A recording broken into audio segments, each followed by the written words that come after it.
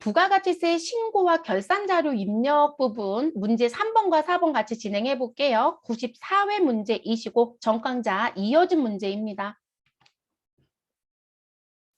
자, 부가가치세는 부가가치 쪽에 가셔서 정리하시면 되고요.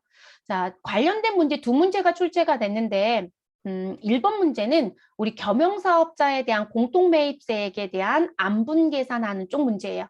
근데 예정신고 때는 안분계산하시고 확정신고 때는 정산하죠. 그리고 예정과 확정신고 기간의 일정 기간 뒤부터는 우리 6개월마다 하셔야 되는 재계산 문제가 나올 수 있죠. 그래서 공동매입세액과 관련된 문제가 출제가 된 게 1번. 배점은 3점이고요. 두 번째 문제는 부가가치세 신고서 작성 문제입니다. 그러면 기본적으로 내는 패턴은 달라진 건 없네요. 그러면 1번 문제부터 보겠습니다. 다음 자료를 이용하여 과세와 면세 사업을 영위하고 있는 겸용사업자인 당사의 2021년 1기 부가가치세 확정신고 기간, 분명히 여러분 확정이라고 되어 있죠. 그러면 정산하거나 재계산 문제를 내겠구나. 왜냐면 안부는 예정신고 때 하는 거니까요. 그래서 확정신고 기간에 대한 공제받지 못할 매입세액 중 공통매입세액의 정산 내역 탭을 완성하시오라고 되어 있습니다. 너무 친절하죠, 여러분? 우리 공제받지 못할 매입세액 명세에서 이 탭을 작성해라 라고 주었죠. 그러면 메뉴 들어가서 그대로 작업만 해주시면 되는 거고요.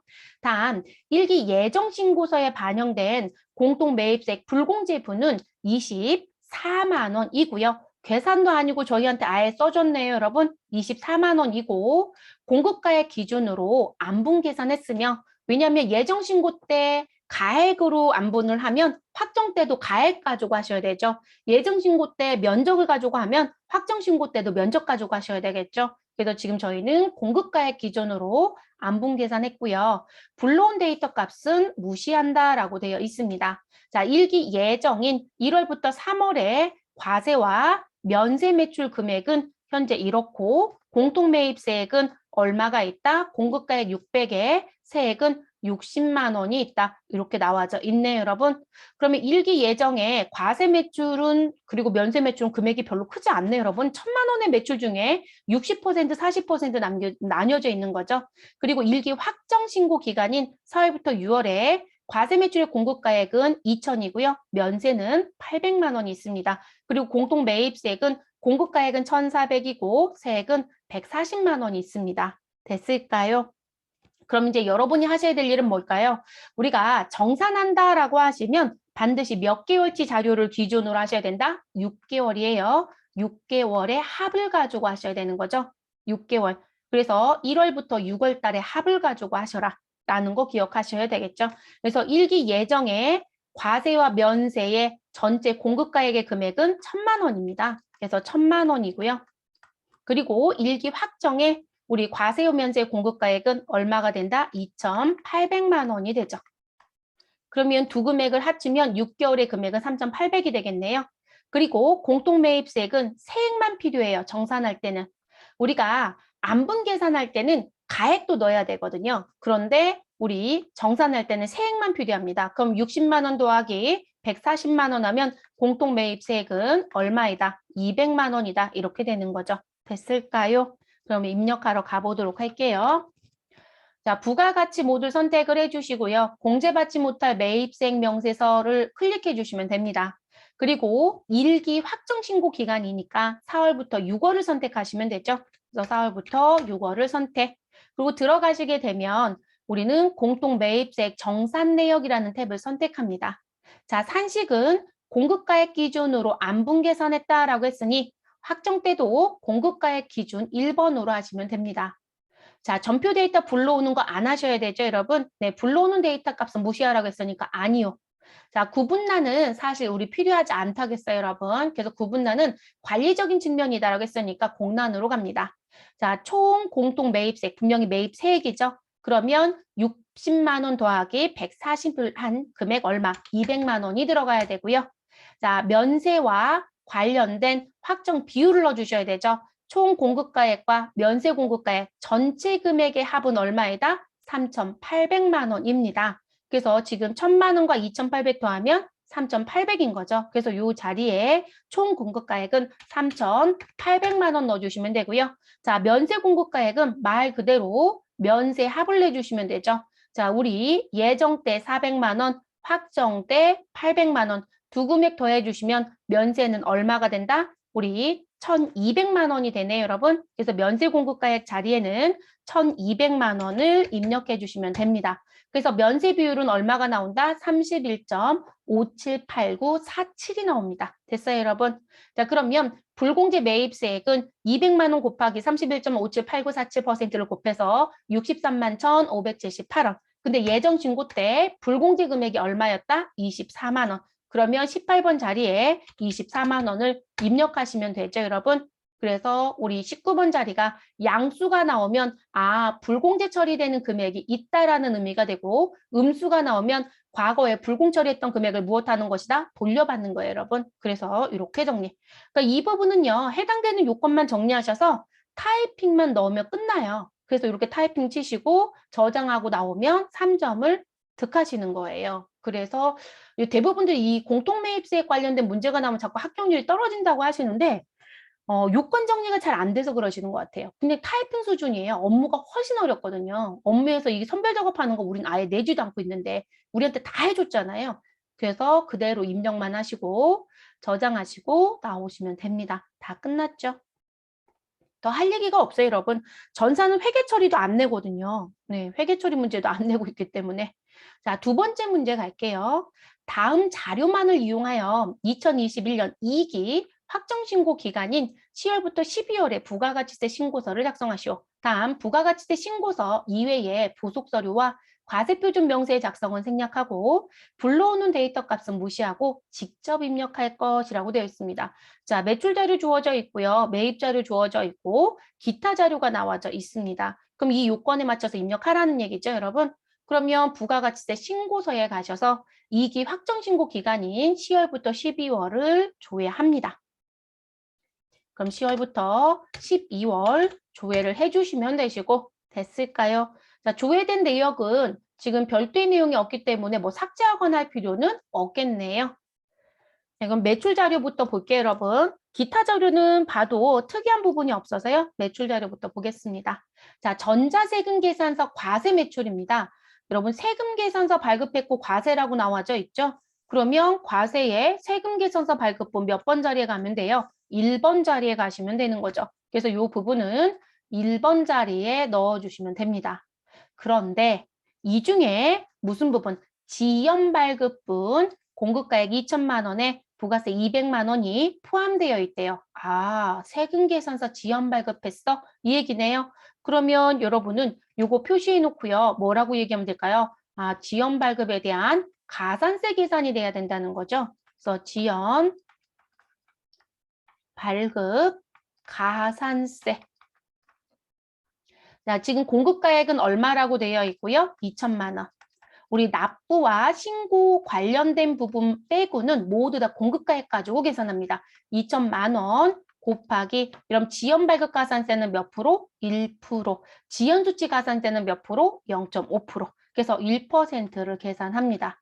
그러면 얼마인가요, 여러분? 20만 원인가요? 그래서 20만 원에 가산세가 발생이 되겠네요.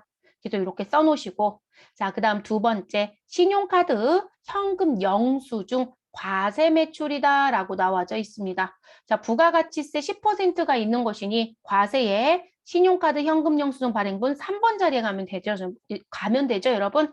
그러면 이 부분은 우리 공급가액 6천에 부가세 600만 원 나눠져 있으니까요. 이 부분은 3번 자리에 간다라고 써주시면 되시고 그리고 3번 자리에 짓게 된 금액은 반드시 몇 번 자리? 19번 자리. 그래서 19번 자리도 같이 써주시면 되겠습니다. 그래서 19번 단까지 됐을까요?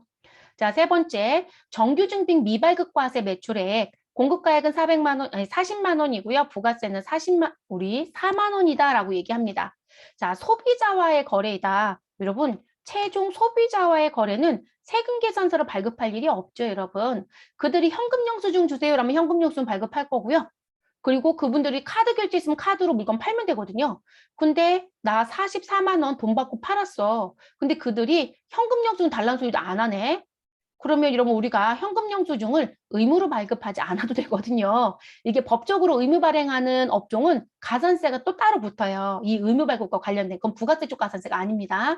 자, 그래서 가로에 써 있죠. 회사가 영위하는 업종은 현금 영수증 의무 발행 업종이 아니래요. 아, 그럼 문제될 거 없다 이 얘기죠. 그럼 여러분 3번은 매입 매출 전표에 입력할 때 몇 번으로 입력했을까요? 부가세 10%가 있으면 건별로 입력하죠. 부가세가 없으면 명건으로 입력하고요. 그래서 이 부분은 14번 건별로 입력했던 부분입니다. 그럼 14번 건별 부가세 10%가 있는 과세는 몇 번 자리에 모인다? 4번 자리에 들어오는 거죠. 그래서 이 부분은 4번 란에 기록하시면 됩니다. 가산세 없어요, 여러분. 소비자 거래이기 때문에 만약에 나는 사업자잖아요.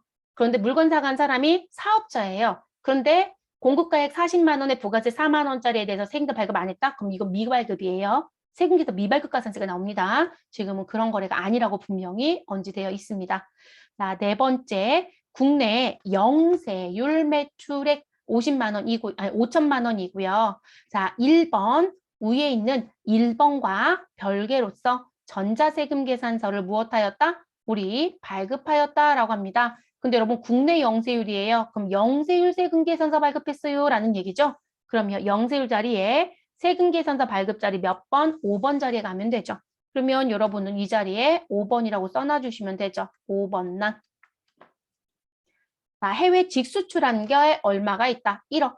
여러분 직수출은 세금 계산 발급한다 안 한다? 안 하죠. 그러면 영세율에 기타 6번에 가면 되죠. 2020년 2기 확정 신고 시 무엇을 받았던 대손세액 공제를 받았던 외상 매출금 2,200만 원. 자, 부가가치세 포함 금액이고요. 자, 그 2,200만 원 중에 몇 퍼센트? 50%를 회수했대요. 대손세액 공제를 안 받았으면 괜찮은데 대손세액 공제를 받았던 부분에 대해서 회수를 했다? 그러면 우린 대손세액 공제 받았던 거 다시 토해내시라고 했어요. 그 자리가 몇 번 자리? 대손세액 가감 8번 자리. 그러면 50%라고 했으니까 여러분 2,200만 원에 50% 곱하기 50%이고요. 그럼 1,100이겠죠? 거기에 곱하기 우리 국가한테 다시 내놔야 되는 대손세액은 110분의 10에 해당되는 금액. 그러면 여러분 얼마가 될까요? 100만 원이 되겠죠. 됐을까요? 자, 그리고 국가한테 돌려받는 게 아니라 내가 내야 되는 거예요. 내야 되는 매출세액을 증가시켜야 되죠. 그럼 우리는 이 100만 원을 양수로 넣는다, 음수로 넣는다? 양수로 입력해야 되는 거죠. 양수로. 그리고 남번호는 몇 번 자리에? 8번 자리요. 아까 말씀드렸죠. 8번 란에 기록을 합니다. 그럼 매출 쪽은 다 끝난 거죠. 그러면 입력을 곧바로 할게요, 여러분. 자, 과세의 세금 계산서 발급분부터 순차적으로 들어갑니다. 자, 1번 란에 넣어야 되는 건 우리 3억에 부가세는 3천. 그러면 이 부분은 정리가 끝난 거죠. 자, 그리고 이런 가산세는 뒤로 뺄게요. 두 번째 신용카드 과세. 자, 신용카드 과세는 3번 자리. 자, 금액은 얼마? 공급가액 6천만 원에 부가가치세 600. 자, 그러면 두 금액을 합치면 6,600이죠. 그 6,600은 19번 자리에 다시 입력을 하자. 이렇게 말씀을 드리는 거고 됐을까요? 자, 그리고 다시 올라갑니다. 2번 얘기 끝났고요. 세 번째 내용. 자, 세 번째 정규증빙 얘기. 관련돼서 나온 부분. 근데 발급 안 했다고 했으니까 4번 자리였죠. 자, 그 금액은 공급가액 40만 원에 부가세 4만 원 됐을까요? 그래서 이 자리에 들어갑니다. 그리고 여러분 간주공급 얘기도 이 자리에 들어가야 돼요. 그래서 간주공급은 과세표준의 금액이 뭐가 된다? 시가이죠. 네, 그거 잊어버리지 마세요. 그 문제도 가끔 낼 때가 있기 때문에 자, 지금은 3번 얘기 끝났고요. 자, 네 번째 영세율. 근데 세금 계산서 발급했으니까 5번 자리라고 했죠. 얼마인가요? 5천만 원. 부가세는 0%니까 세액은 들어갈 필요 없습니다. 자, 그리고 우리 5번에 나와져 있는 직수출 얼마인가요? 1억. 그러면 6번 자리 가셔서 1억 그대로 넣어주시면 되죠. 자, 이 부분도 세액 관계 없죠, 여러분. 자, 그리고 내려옵니다. 대손세액 가감 8번 자리를 선택하고 국가한테 다시 내야 되니까 양수 얼마로 입력하자? 100만 원으로 입력하자. 이렇게 정리가 됩니다. 그래서 매출 쪽 입력이 모두 다 끝나면 우리 과세표준의 금액은 5억 1,040만 원이고요. 매출 세액은 3,704만 원이 됩니다. 됐을까요? 그래서 이렇게 정리하시고 마무리하시면 되는 부분. 그럼 매출은 이제 끝난 거예요. 매입 쪽 가볼게요, 여러분. 자, 매입 자료에 가보시면 자, 전자세금 계산서 과세 일반 매입이 3억에 3천만 원이 있습니다. 라고 합니다. 그럼 이것도 너무 친절하네요. 나 세금 계산서 과세로 받아온 일반 매입이 있어. 그러면 세금 계산서 수치분의 일반 매입은 10번 자리인 거죠, 여러분? 그럼 이 자리에 넣어주시면 됩니다. 그래서 3억에 3천은 몇 번 자리에 넣어주자? 10번 자리이구나. 라고 넣어주시면 되죠, 여러분. 그래서 이 옆에 10이라고 써주시면 되겠습니다. 그 다음, 자, 지금 상기 금액 중 3억에 3천만 원 금액 중 공급가액 2천만 원에 부가세 200만 원은 무엇과 관련이 없는 사업과 직접 관련이 없는 지출에 대한 전자세금 계산서를 발급한 거래요. 그럼 이거는 일반 매입에 그대로 들어가는 건 맞아요. 근데 이 세금 계산서 수취한 것 중에 누가 있다? 공제받지 못할 매입세액 16번 자리 금액이 있다. 그리고 이 부분은 100% 공제를 못 받는 것이니 몇 번 자리에 간다? 50번 자리에 가야 된다는 얘기겠죠. 그러면 이 부분은 54 불공사유이니 16번에 그리고 50번 난에 입력해서 반영받으시면 되는 거죠. 자, 두 번째, 사업용 신용카드 과세 일반 매입입니다. 조금 전엔 세금 계산서였고요. 이번엔 신용카드이고요. 부가세 10%가 있는 과세 매입. 그런데 일반이네요. 그러면 여러분 우리가 신용카드만으로도 매입세 공제 가능하죠. 근데 세금 계산서가 아니니까 어디에 가야 된다? 그 밖에 공제 매입세액 14번 자리. 그리고 14번 자리 선택하면 오른쪽에 그 밖에 공제 매입세액 나올 거고요. 그리고 일반 매입이니까 몇 번? 41번 자리에 가야 되죠, 여러분. 그러면 이 부분도 남번호를 정리하면 전 아래쪽으로 넣을게요, 여러분. 우리 몇 번 써주시면 되시고요. 그 밖이니까 14번. 그래서 14번 자리 써주시고 14번 선택하셔서 안에 41번 단에 넣어주시면 우리 14번 자리로 자동 반영이 되죠. 됐을까요? 만약에 이게 여러분 일반 매입이 아니고 고정자산 매입이면 42번에 넣어주셔야 됩니다. 자, 그 다음 기타 자료도 마저 보고 갈게요. 2021년 2기 예정신고 시 우리 미환급세액이 있었다라고 합니다. 그러면 예정신고 때 나온 미환급세액은 조기환급자가 아닌 이상 확정신고 때 반영해서 납부세액이랑 정리하라겠죠. 그러면 그 부분은 어디에 들어간다? 예정신고 미환급세액 21번 자리에 가셔야 되는 거죠. 21번. 그래서 우리는 21번 자리에 양수 상태 그대로 넣어주시면 내야 되는 납부세액이 줄어듭니다. 됐을까요? 그럼 입력하러 가보시죠. 자, 매입세액의 세금 계산서 일반 매액 10번 자리 선택해 주시고 금액은 3억에 3천만 원을 입력합니다. 문제를 이렇게 풀다 보면 항상 조심스러운 게 이거예요, 여러분. 영세율 나올 때가 있어요. 조심하실 것. 그 얘기는 뭐냐면 일반 매입에 다 과세로 줬잖아요. 근데 과세 얼마, 영세 얼마 이렇게 줄 때가 있다고요. 근데 지금 보시면 알겠지만 과세표준 및 매출세액 쪽은 영세와 과세가 구분되어 있어요. 근데 매입은 영세 자리가 구분되어 있지 않아요. 그래서 일반 매입 쪽에 3천만 원 입력하고 이 자리에 3억을 입력하고 이 자리에 3천을 넣잖아요. 근데 이게 영세가 들어가면 부가세 쪽은 금액이 안 따라가는 거죠. 네, 그거 조심해 주셔야 될 것 같아요. 교재 본문제에서는 풀어본 적이 있어요. 근데 지금 기출에 그 문제가 나오면 그것도 또 실수를 하시더라고요. 내가 합산해서 넣을 때. 그래서 반드시 확인하실 것. 자, 우리 3억에 3천에 공제 못 받는 게 있었죠, 여러분? 그럼 16번 자리 선택하시고 50번 자리에 가셔서 얼마? 2천만 원에 200만 원을 입력해 줍니다. 그러면 16번 자리에 금액이 반영이 됩니다. 자, 그 다음. 그럼 1번 얘기는 마무리가 된 거죠, 여러분? 그 다음 2번 문제 갑니다. 자, 2번은 그 밖에 공제 매입세액 14번 자리 선택하시고요. 일반 매입 41번 자리 선택하셔서 우리 2천만 원에 200만 원을 입력합니다. 그러면 우리 14번 자리에 금액이 들어오게 되죠. 됐을까요? 그럼 이 부분도 마무리가 된 거죠, 여러분. 그럼 2번도 정리가 끝난 거네요. 그럼 매입 자료 끝났죠. 그 다음 이제 기타 자료에 갑니다. 자, 기타 자료는 예정신고 미환급세액 21번 자리에 가시면 되죠. 그래서 여기 21번 자리에 가주시면 되시고요. 그리고 양수로 그대로 300만 원 입력. 그럼 내야 되는 704만 원에서 우리 300만 원이 빠져서 우리 404만 원이 됩니다. 근데 우린 실수하지 말아야 될 거 뭐가 있었다? 지연발급 가산세가 있었다. 그럼 지연발급 가산세는 26번 난을 선택하시고 세금 계산서 발급과 관련된 부분. 근데 지연 발급은 62번 자리에 가면 되죠. 자, 금액 얼마 넣어주시고요. 2천만 원 입력. 그럼 곱하기 1%에서 20만 원 자동 계산이 되죠. 자, 그럼 입력 모두 다 끝났습니다. 그래서 가산세까지 모두 다 끝나면 우리 내야 되는 납부할세액은 424만 원이 나오게 되네요. 됐을까요? 이렇게 해서 마무리. 그럼 부가세 신고서 빠진 거 있을까요? 없어요, 여러분. 다 끝나셨으면 항상 저장 버튼 눌러주시고 종료하고 나오시면 되겠습니다. 부가가치세에 관련돼서 나와져 있는 문제는 특이점은 없어요. 그리고 공제받지 못할 매입생 명세서가 한동안 1년에 막 3-4번 낸 해도 있어요. 근데 최근 들어서 또 주춤이에요. 그러다가 갑자기 또 내기 시작하면 또 골라내시죠. 그래서 이게 시험이 한쪽에 편중이 되면 안 되는데 가끔씩 이게 편중된 것처럼 나올 때가 있더라고요. 그래서 그것도 조금 조심하셔야 되는 부분이고요.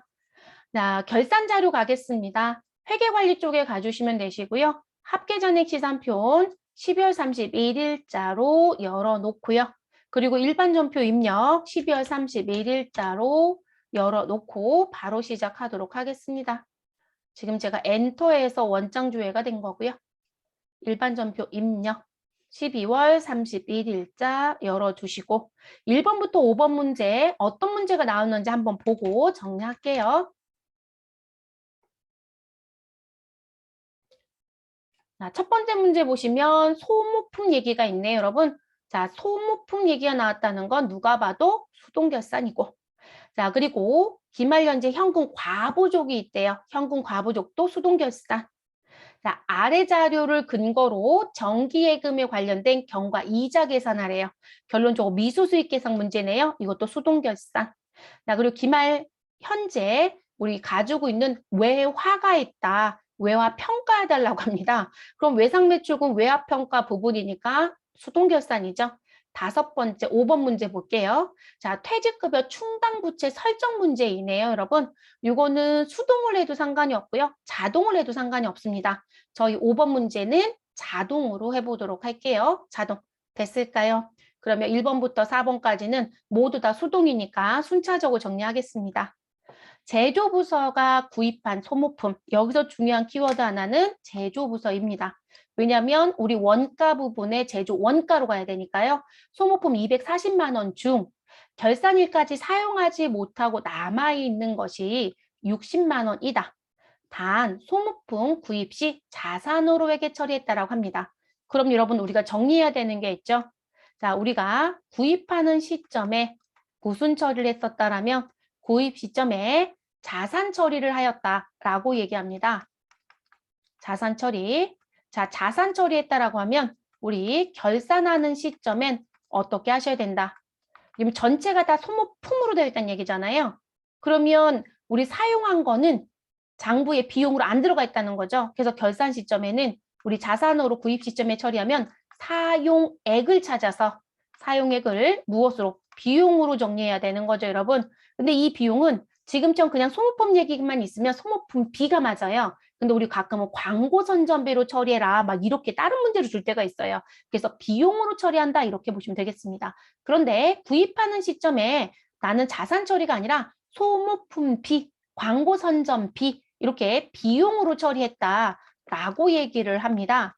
그러면 사용하지 않은 것도 전체를 비용으로 잡아놓은 거죠. 그러면 우리는 누굴 찾아야 된다? 아직 쓰지 않은 거. 그래서 미 사용액을 찾아서 그 부분만큼은 무슨 처리한다? 자산 처리해 주셔야 되겠죠. 그래서 이 부분도 반드시 정리를 해 주실 것. 그럼 지금 문제는 뭐로 가야 돼요? 소모품을 구입하는 시점에 모두 다 뭐로 처리했다? 자산이요. 그럼 우리는 사용한 것만큼 무엇 하시면 된다? 비용이요. 자, 그런데 우리 사용하지 못하고 남아있는 게 얼마이다? 60만 원. 그러면 여러분들은 사용액 계산하러 가셔야 되겠네요. 그러면 우리 사용액은 또는 이 사용액은 다른 말로 얘기하면 뭐가 된다? 소모품비는 이렇게 되는 거죠. 그래서 소모품비는 우리 전체 구입한 금액 얼마? 240만 원에서 얼마를 빼시면 된다? 미사용 금액 60만 원을 빼시면 된다. 가끔은 여러분 여기다가 사용액을 직접 주기도 하죠. 그때는 계산 안 하셔도 되죠. 그럼 240만 원에서 60만 원 빼시면 얼마인가요? 사용액은 180만 원이 되죠. 요거 회계 처리하시면 되는 거죠. 그러면 차변에 우리 누구 써주시면 된다? 소모품비 써주시면 되죠. 그리고 반드시 제조부서니까 제조 원가. 그리고 상대평에는 우리 과대 계상되어 있는 누구를 감소시켜 주셔라. 소모품이라는 자산을 감소시켜 주시면 되겠습니다. 입력하러 가시죠. 자, 12월 31일자 구분란 선택해 주시고요. 차변 들어가시고 그리고 소모품비 선택하시는데 반드시 조심하실 건 530번에 있는 코드. 자, 그리고 차변의 금액은 180만 원입니다. 저는 왜 숫자를 오타내고 있을까요? 자, 그리고 상대편 대변에는 소모품 정리하시면 되겠습니다. 네, 122번에 있었네요. 180만 원 더 하실 거 있어요? 없죠? 자, 그 다음 두 번째 문제 가겠습니다.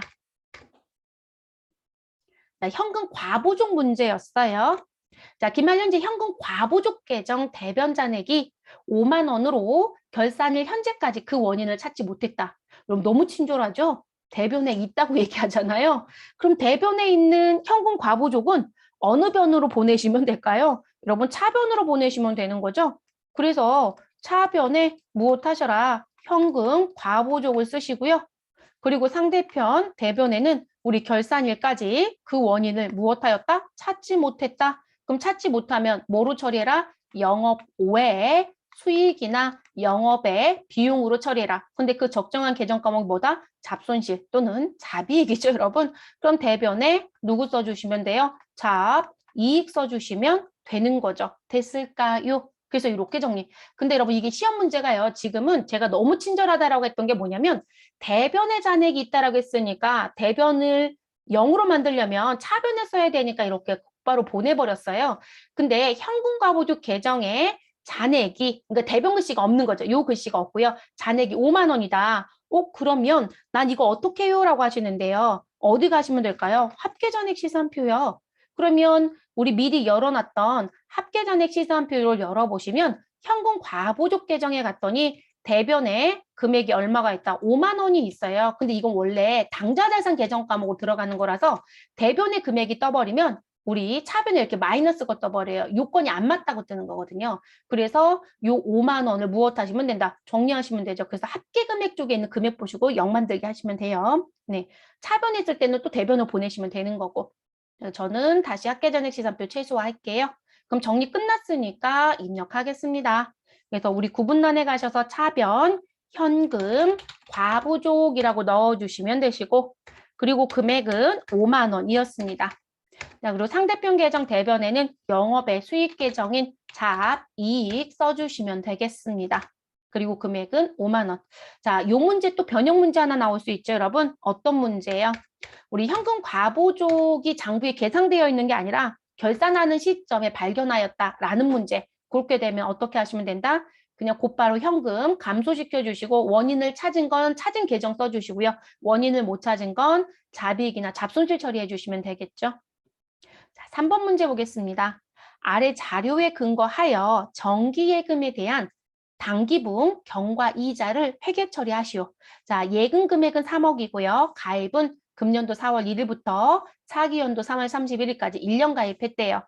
자, 연 이자율은 1%이고요. 월 할 계산하겠다고 합니다. 이자 수령 시점은 이게 중요하죠, 여러분. 이자 수령 시점은 만기일인 차기연도 3월 30일에 우리 무엇 하겠다? 31일에 일시불로 받겠다. 근데 여러분 지금 가입을 언제 했어요? 4월 1일이요. 그러면 2021년도, 소위 말해서 2021년도 4월 1일부터 2021년도 12월 31일까지 이런 몇 개월인가요? 9개월이죠. 자, 9개월분에 대해선 우리 이자를 받을 권리가 있다, 없다? 있다. 이게 무엇이다? 경과이자이다. 이렇게 되는 거죠. 요거 계산해서 나 아직 못 받은 이자가 있어라는 걸 해달라는 얘기죠. 네, 수익의 예상 또는 수익의 발생과 관련된 부분.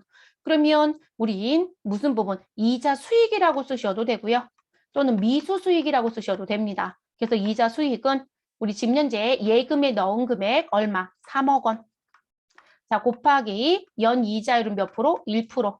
곱하기 1년은 12달. 그중에 몇 개월치? 9개월치. 이렇게 계산하시면 되는 거죠, 여러분. 그러면 여러분들은 모두 다 계산기가 있으실 거니까 계산기로 계산을 좀 해주시면 되죠. 자, 계산기 가지고 3억 곱하기 1% 곱하기 9개월 나누기 12개월 하시면 225만 원. 맞아요, 여러분? 그래서 225만 원의 금액이 계산이 됩니다. 그럼 이 부분 아직 못 받았다라고 하니까 차변에 미수 수익이라고 정리하시고 상대편 계정 대변엔 이자 수익이라고 하는 영업의 수익 계정을 정리하시면 되죠. 더 하실 일 있을까요? 없어요. 그래서 이렇게 정리. 그럼 입력을 또 해볼까요? 수동결산이니까 12월 31일자 차변에 지금 말씀드렸던 미수수익 그대로 넣어주시면 되시고요. 됐나요? 그래서 미수수익 넣어주시면 되시고 그리고 금액은 얼마이다? 225만 원. 자, 상대편 대변에 이자, 수익, 영업의 수익 계정 선택해 주시면 되는 것이고 225만 원. 더 할 일은 없다. 계산 문제 냈다라는 거예요, 여러분. 그래서 이게 이제 계산 문제를 안 내면 그냥 정리하시면 되고 계산 문제가 나오면 계산만 해주시면 되죠. 자, 네 번째 문제 가겠습니다. 자, 기말 시점 현재 해외 거래처인 ABC사에 대한 외상 매출금 2만 불, 매출 당시 환율은 1,150원. 자, 결산 시 현지 환율은 1,200원이다. 당 거래처 입력은 생략할 것, 이런 거래처 안 넣어도 된다라고 되어 있네요. 그럼 넣을 필요는 없죠, 여러분. 자, 왜 거래처를 넣지 말라고 했는지는 모르겠어요. 원래 거래처를 넣는 게 맞는 건데. 그러면 저희는 외화 평가해달라는 얘기죠. 그럼 외화 환산과 관련된 부분입니다. 그럼 지금 현재 우린 외화 환산이라고 쓸게요. 외화 환산. 그리고 손익이라고 쓰겠습니다. 이익인지 손실인지 모르니. 자, 우리는 미화 얼마 2만 불에 대해서 외상으로 팔은 적이 있다. 곱하기 자 12월 31일자 환율은 얼마에다? 1,200원. 자, 그리고 마이너스 매출 당시 환율은 얼마에다? 1,150원. 이렇게 되어 있는 거죠. 그러면 1,200원에서 1,150원 빼시면 환율의 차이는 얼마에다? 50원인 거네요, 여러분. 그럼 2만 불 곱하기 50원 하시면 얼마 나와요? 2, 5, 10이니까 100만 원인가요? 100만 원. 근데 여러분, 양수예요? 음수예요? 100만 원의 금액이? 양수죠? 그리고 지금 현재 우리는 무엇에 대한 평가를 해요? 외상 매출금. 그러면 양수란 얘기는 자산이 증가한다, 감소한다? 증가한다. 여러분 자산이 증가하면 받을 권리가 커졌다는 거죠. 그러면 이익이다, 손실이다? 이익이 되겠죠, 여러분. 그래서 우린 차변에 누구를 외상 매출금을 무엇 하시면 되고요. 증가시켜 주시면 되죠. 그래서 증가시켜 주시고 상대편 계정 대변에는 외화, 환산, 이익이라는 영업의 수익 계정 써주시면 되겠습니다. 됐을까요? 그러면 입력하러 가시죠. 기존에는 부채를 주더니 이번에는 누구를 주었다? 네, 자산을 줬네요. 자, 차변 먼저 넣으시면 되시고요. 외상 매출금 선택하시면 되고 거래처 생략하라고 했으니까요. ABC사 넣을 필요 없어요, 여러분. 네, 그래서 ABC사 생략해도 아무 상관없습니다. 100만 원 입력. 자, 그리고 상대편 대변에 누구 넣어주셔라? 외화, 환산. 손익에 대한 계정 중에 이익 계정, 외화 환산 이익 계정 선택해 주시고 마무리. 됐어요. 요거 이의제기 제가 봤던 부분에 기억나는 게 이렇게 거래처 생략하라고 되어 있는데 이 거래처를 조회해 보신 분들이 있어요. 왜냐면 여러분 지금 이 문제가요. 여기 거래처 입력은 생략할 것이라고 되어 있잖아요. 이 문구가 없으면 얘는 원래 외상 매출금에 뭘 넣어야 되는 게 맞다. ABC 상사를 넣는 게 맞아요. ABC사를 넣는 게 맞아요. 근데 이걸 검색했던 분이 있었나 봐요. 그랬더니 답안에는 없는데 나는 넣었다. 틀렸다고 하느냐? 아니요, 틀렸다고 안 해요. 근데 만약에 이 가로 문구가 없을 때 이거 안 넣고 나왔다? 틀려요. 이거 지금 제가 말씀드린 게 이걸 왜 뜬금없이 거래처 입력 생략이라고 냈는지 모르겠다라고 말씀드린 거예요. 그래서 원래 거래처를 넣는 게 맞습니다. 지금 문제는 안 넣어도 됩니다. 넣지 말라고 그랬잖아요. 그냥 넘어가세요. 네, 문제될 거 없으시니까. 자, 이렇게 정리. 그러면 수동결산 4번까지 이제 정리가 끝났습니다. 이제 5번 문제 보겠습니다. 기말 현재 퇴직급여 추계액과 퇴직급여 충당부채를 설정하기 전 퇴직급여 충당부채 잔액은 다음과 같다. 자, 퇴직급여 충당부채는 퇴직급여 추계액의 100%를 설정하며 제조와 판관비를 구분해서 각각 처리해달라라고 얘기합니다. 자, 판관비와 제조 구분하는 건 당연한 얘기인 거잖아요. 그거 구분해달라는 얘기. 그러면 지금 보시면 추계액의 몇 프로를 100%를 설정한다라고 되어 있잖아요. 그러면 여기 기재되어 있는 3천만 원은 생산 부분의 퇴직급여 충당 부채로 계상이 되어야 하고 판매 관리 부분에 1,000만 원이 계상되어야 한다 이 얘기거든요. 근데 생산 부문 같은 경우에 이거 계산하시면 우리가 퇴직급여 충당 부채 설정하는 건 제가 본 수업할 때 이렇게 말씀을 드렸을 거예요. 퇴직급여 충당 부채 무슨 부분은 설정은 누구랑 동일하게 지급하셔라. 대손충당금 설정과 동일하게 지급하셔라. 그래서 결론적으로는 보충의 형태라는 거죠. 그러면 이 설정액은 내가 가지고 있는 설정하고자 하는 퇴직급여 뭐가 있을 것이다. 이 추계액이 있겠죠, 여러분. 그 추계액에서 누구를 빼시면 될까요? 이 행위를 해년마다 근속연수가 올라감에 따라서 하셨을 거잖아요. 그러면 우리는 장부에 계상되어 있는 퇴직급여, 충당, 부채 누가 있을 것이다. 잔액이 있을 것이다. 자, 그게 퇴직급여 충당부채 설정된 잔액이죠. 요거를 빼서. 됐을까요, 여러분? 그러면 요 부분이 뭐가 나오면 여러분 대손충당금이요. 요 계산 공식에 의해서 계산하면 나 대손충당금 얼마 필요해요? 라고 하는 추산액에서 대손충당금 잔액을 빼면 양수가 나올 수도 있고 음수가 나올 수도 있죠. 똑같은 경우도 있을 수 있고요. 그러면 요 자리가 양수가 나왔다라고 하시면 뭐로 가요, 여러분? 설정인 거죠. 근데 이 자리가 음수가 나올 수도 있는 거예요. 그 얘기는 내가 지금 장부에 가지고 있었던 퇴직급여 충당 부채가 추계액보다 더 크더라는 거예요. 그러면 사실상 넘치니까 환입 조치해야 되잖아요. 그죠? 그래서 설정이란 부분도 있지만 음수이면 우리 대손충당금 환입처럼 얘도 환입해야 되겠죠. 근데 이 문제를 왜 내고 싶어 하는지 전 조금 의문이긴 합니다. 일반적인 회사에서는 여러분 근속연수가 증가함에 따라서 그러니까 근속연수가 증가한다라고 하면 우리가 기년도에 근속연수 5년치에 대해서 퇴직급여 충당부채 설정했다. 우리 또 1년이 올라가면 근속연수 6년에 대한 부분을 설정하죠. 누적적 퇴직금은 실질적으로 환입 조치가 나올 수가 없어요. 그래서 환입의 규정 얘기는 하지만 환입이 있을 수 있다고 얘기하지 않아요. 근데 이 문제를 내고 싶었나 봐요. 근데 대손충당금 환입처럼. 근데 원리는 똑같은 거기 때문에 가능한 얘기예요. 그러면 제가 대손충당금 환입 나오면 어떻게 하시라고 했나요? 자동결산한다? 그럼 자동결산 자리에 그냥 음수 그대로 넣으시라고 했죠? 근데 그거 감점 못해요, 여러분. 네, 감점하지 못합니다. 그래서 그냥 음수 넣고 끝내시라고 했죠. 우리가 원래 본격적인 회계처를 한다면 대손충당금 환입 계정이 판매비와 관리비로 갈 거냐, 영업의 수익 계정으로 갈 거냐, 그리고 상대편의 대손증금 줄여주면 되는 건데 얘도 똑같아요. 퇴직급여 충당부채를 줄여주시고 퇴직급여 충당부채 환입 계정 쓰면 되거든요. 근데 그거 안 하고 그냥 자동결산에 가서 환입 조치되는 금액 음수로 넣고 전표 추가해도 아무런 하자가 없다고요. 그래서 여러분들 지금 수업 들으시는데 94회 답안을 보셨는지 모르겠지만 이 5번의 답이 정말 한 페이지가 넘어갈 만큼 1번 이렇게 넣어도 되고요. 이렇게 넣어도 되고요. 이렇게 넣어도 되고요라는 걸 쭉 써놨어요. 네, 그러니까 왜냐하면 복수 답안이 나올 수 있는 소지가 있었던 거죠. 근데 어떤 방식을 쓰든 상관은 없고요. 금액만 맞춰주면 됩니다. 근데 다시 한번 말씀드리지만 일반 기업에서는 환입이 나올 수가 없어요, 여러분. 이 환입이 나오는 회사들은요, 상장사 중에 그러니까 상장사가 되면서 국제회계 기준을 도입하는 과정 중에 이게 환입 조치가 되는 회사가 간혹 있어요. 그래서 그런 회사들 말고 실무적으로도 아예 나오지도 않는 부분이에요. 근데 내고 싶었나 봐요. 그럼 내면 우린 따라가야죠. 시험이니까.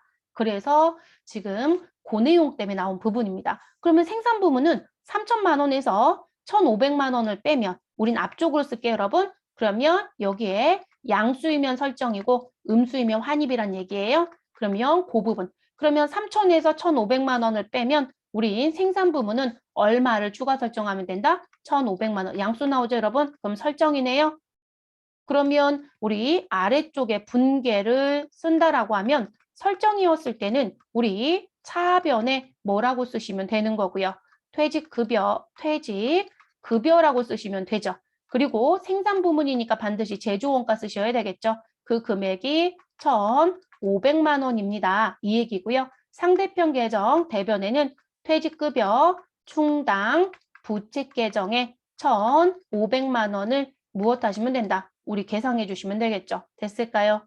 자, 판매 관리 부분은 퇴직급여 추계액 100%가 1,000만 원인데 그 부분에 우리 설정 전 잔액은 1,300이 있대요. 그러면 컵에서 물이 넘친 것처럼 돼버린 거니까 환입 조치해 주시라는 거죠. 그래서 마이너스 300만 원이 나옵니다. 그러면 환입을 해라. 그럼 환입하라고 했으니까 이런 원래 설정할 때 대변에 퇴직급여 충당 부채가 있는 거잖아요. 그러면 환입을 한다는 얘기는 대변에 있었던 누구를 정리해달라. 퇴직급여 충당 부채를 줄여달라는 얘기예요. 그럼 차변에 퇴직급여 충당 부채 금액 얼마 써주시면 되시는 거고요. 300만 원이요. 자, 요거 써주시면 되고요. 그리고 상대편 계정 대변에는 누구 써주시면 된다. 퇴직급여 충당 부채 환입이라는 계정 과목이 있어요, 여러분. 요거 써주시면 되거든요. 그래서 이렇게 정리하시면 되는 부분 됐을까요? 그런데 요 환입에 대한 부분을 어떻게 처리해도 문제가 되지 않는다. 아, 나는 이 부분이요. 차변에 그냥 무슨 부분 충당 부채 금액을 음수로 처리해서 끝내버릴게요. 이렇게 가는 거죠. 그러니까 환입 계정을 안 쓰고요. 환입 계정을 안 쓰고 그냥 충당 부채 음수 처리하고 끝내겠다. 그러면 퇴직급여 계상 부분은 아예 음수로 처리하는 게 문제가 되느냐? 아니요. 우리 대손충당금 환입 계정은 여러분 우리가 매출채권과 관련되어 있었다라고 하면 뭐라고 말씀을 드렸었냐면 매출채권과 관련되어 있었다 그러면 대손 삼각비의 차감 계정이라고 있어요. 판매비와 관리비의 차감 계정. 그럼 얘도 차감 계정으로 가야 되거든요. 그러니까 대손 삼각비 그냥 음수 처리해도 상관이 없다겠잖아요. 그러니까 여기도 퇴직급여 마이너스 300만 원 처리해도 아무 상관이 없어요, 여러분. 이렇게 처리하고요. 그리고 상대 계정 대변은 퇴직급여 충당 부채를 우리 차변으로 보내서 없애는 게 아니라 그냥 같은 변 대변에서 마이너스 처리한다는 게 문제가 되느냐? 아니요. 이거 자동 결산하면 문제가 이렇게 자동 결산하면 분기가 이렇게 나올 거거든요. 문제가 안 돼요, 여러분. 그러다 보니까 이게 복수 답안이 아주 정신없이 나왔던 거예요. 그러니까 고민하지 마시고 이런 문제가 나오면 대손충당금 환입처럼 그냥 자동 결산 활용하세요. 그래서 양수가 나오면 양수대로 넣고 음수가 나오면 음수 넣고 그리고 무엇해라? 전표 추가하셔라. 업무도 똑같아요, 여러분. 그리고 업무도 문제가 없고요. 시험도 문제가 없어요. 감점 못합니다. 그래서 그렇게 따라가시면 됩니다. 회계 처리를 수동에 하라고 지문에 주어지면 방법이 없어요. 그거는 시험 요건 맞춰줘야 되니까. 근데 지금 그런 얘기 한 적 없잖아요. 그러니까 수동 결산하든 자동 결산하든 어떤 방식을 쓰든 상관이 없습니다. 그리고 환입은 어떻게 회계 처리를 하든 할 수 있는 부분은 다 해당이 돼요. 그래서 요건만 맞으면 다 맞았음 처리가 되는 부분이에요. 그럼 저희 이거 넣으러 가볼게요. 자동 결산으로 가겠습니다, 여러분. 그 일반 전표에 정말 반영된 거 확인할 거니까요. 그냥 두시고요. 결산 재무제표 쪽에 결산 자료 입력이라고 하는 메뉴에 들어갑니다. 그리고 기간은 1월부터 12월까지 넣어주시면 되겠고요. 지금 저희는 퇴직급여 충당 부채만 할 거예요, 여러분. 자, 혹시 모르니까 요 아이콘도 활용이 되는지 볼게요. 자, 우리 상단에 있는 퇴직 충당이라는 버튼을 눌러보세요. 자, 그랬더니 여러분 기초금액 얼마 있다? 1,500. 자, 그리고 1,300 다 있네요, 여러분. 그러면 이 아이콘 쓸 수 있는 거죠. 그리고 제조와 판관비 구분도 되어 있죠. 그러면 할 수 있는 방법은 하나가 더 느네요. 자동 결산의 방법은 지금 저처럼 손으로 다 계산해 놓은 금액을 어디에 결산 반영 금액에 직접 입력해서 전표 추가할 수도 있지만 상단에 퇴직 충당이라는 버튼 활용해도 된다겠죠. 근데 이건 무조건 이걸 눌러서라는 건 제가 답변 못 드린다고 했어요. 데이터 구축에 따라서 이 키를 쓸 수도 있고 쓰지 못하는 경우도 있다라고 해서. 근데 지금 저희는 쓸 수 있네요. 그러면 이 버튼 누르시고요. 퇴직급여 추계액에 퇴직급여 추계액을 입력합니다. 그럼 508번은 제조 원가니까 생산 부분 거 얼마? 3천만 원 입력하시고 엔터. 그럼 여러분 추가 설정 금액이 얼마 나와요? 1,500 나오는 거 보이시죠? 손으로 계산한 거랑 동일하죠? 자, 그리고 우리 806번 판매비와 관리비 자리에 1,000만 원을 입력합니다. 자, 그러면 우리 1,300만 원하고 만나서 마이너스 300 나오죠. 그럼 마이너스 300 손으로 계산한 거 동일하네요. 그럼 이렇게 넣으시고 결산 반영이라는 아이콘이 있어요. 이 아이콘을 이번엔 눌러볼게요. 결산 반영 아이콘 눌러주시면 자, 생산 부분은 어느 부분에 우리 제품 매출 원가에 3번 노무비에 2번 퇴직급여 1,200짜리에 1,500만 원 들어온 거 보이시죠? 그러니까 여기에 손으로 직접 1,500만 원 넣어도 되고 저처럼 아까 퇴직 충당 눌러서 하는 것처럼 하셔도 된다는 거죠. 그리고 판매비와 관리비에 내려옵니다. 자, 판매비와 관리비에 내려오면 우리 2번 퇴직급여 1200짜리에 마이너스 300 들어온 거 보이시죠? 그래서 마이너스 300을 넣든 지금 좀 반영하든. 그럼 다 되셨으면 상단에 전표 추가라는 버튼을 눌러줍니다. 그리고 추가 갱력 물으면 예 눌러주시고요. 그리고 상단에 자동 결산 분기 완료됐다고 글씨가 들어오죠. 네, 그러면 결산 자료 입력은 종료합니다. 종료해 주시고 저희 아까 일반 전표 열어놨었죠, 여러분? 자, 일반 전표 입력에 가셔서 이번 건 조회를 좀 할게요. 상단에 조회 버튼 눌러주시고요. 그리고 퇴직급여 충당부채 확인 좀 할게요. 자, 그러면 지금 현재 차변에 맨 끝자락에 분개 보시면 우리 결차 결대로 등장한 전표에 차변에 퇴직급여 마이너스 300만 원 그리고 퇴직급여 충당부채 마이너스 300만 원 들어오죠. 제가 이렇게 분개해도 아무 문제 없습니다라고 말씀드렸죠. 네, 그래서 이 분개가 이렇게 들어와요. 그래서 자동결산 쓰셔도 상관없다는 거예요. 고민하지 마세요. 그리고 제조원가 쪽은 제조원가 쪽에 있겠죠, 여러분. 스크롤 올라가 보시면 전표번호 8번 전표에 차변의 퇴직급여 508번, 대변의 퇴직급여 충당부채 295번에 1,500만 원의 금액이 들어온 거 보이시죠? 됐어요. 이렇게 정리가 됩니다. 그래서 나온 부분이고요. 아, 나는 이거 수동결산하면서 얘를 직접 분기 처리하겠다. 그러면 그냥 차변 쓰시고요. 그리고 퇴직급여 충당부채 295번 넣어주시고 그리고 금액은 얼마이다? 300만 원 넣으시라는 거죠. 그리고 상대편 계정 대변에는 우리가 퇴직이라고 제가 검색을 해볼게요. 여러분, 제가 지금 한영키가 들어가서 그렇고요. 퇴직이라고 입력을 하면 퇴직자 들어간 부분이 들어오죠. 근데 지금 제가 필요한 건 퇴직급여 충당부채 뭐가 필요하다? 환입이 필요해요. 여러분 852번에 퇴직급여 충당부채 환입이라고 해서 판매비와 관리비에 차감 계정 들어와지는 거 보이시죠? 항상 연관 계정을 쓰셔야 되는 거거든요. 그래서 이 계정 852번 선택해서 넣으면 된다는 거거든요. 그러니까 2분기를 하든 아니면 바로 위에 있었던 마이너스 분기를 하든 어떤 분기를 하든 감점은 못해요. 왜냐하면 지금 아래쪽에 제가 손으로 입력했던 대변에 선택해서 넣었던 852번 계정은 우리 판매비와 관리비의 차감 계정으로 들어가요. 대손충당금 환입 계정처럼. 그렇게 해서 만들어진 계정이거든요. 그래서 어떤 계정으로 들어가든 문제가 되지는 않습니다. 됐을까요? 저는 추가 입력했던 이 부분을 다시 지울게요. 이게 이의제기가 많았었나 봐요. 이 부분에 대해서. 그러니까 이게 당연히 그냥 이 부분이 있으니까 수동결산 했겠지 이렇게 생각을 하셨던 것 같아요. 출제자 의도는. 그런데 이게 자동결산에 음수 넣어서 분기 처리하는 거 틀렸다고 못하거든요. 어차피 퇴직급여라고 하는 판매비와 관리비의 차감 계정으로 역할을 해주는 게 퇴직급여 충당부채 환입 계정이기 때문에 그래서 이게 조금 논란이 좀 됐던 것 같습니다. 그래서 어떤 식으로 쓰든 상관이 없다. 이 문제 다시 나올까요? 제가 볼 때는 안 나올 확률이 더 높지 않을까. 일반적으로 거의 볼 수 있는 회계 처리가 요즘은 없어요. 네. 과거에는 모르겠지만 요즘은 거의 볼 수가 있는 기회가 거의 없어요. 현실적으로. 그래서 아주 정말 몇 년 만에 냈는지 모르겠어요. 기억도 안 날 정도 아주 오래된 문제를 5번 문제로 출제를 했습니다. 자, 저희 이제 원천징수 들어가서 마무리하도록 하겠습니다.